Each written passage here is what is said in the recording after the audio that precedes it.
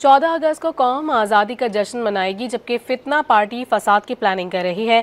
वज़ीर इत्तलात पंजाब अज़मा बुखारी कहती हैं कि अगर किसी ने कानून हाथ में लिया तो फिर कानून हरकत में आएगा। अज़मा बुखारी ने कहा है कि कभी तो हुब्बुल वतनी का मुजाहरा कर दिया करें। बेहतर यही है कि PTI 14 अगस्त का एहतजाज मुलतवी करे।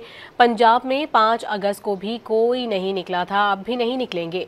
उन्होंने मजीद कहा कि खैबर पख्तूनख्वा के अवाम भी बानी PTI की मनफी सियासत से तंग आ चुके हैं।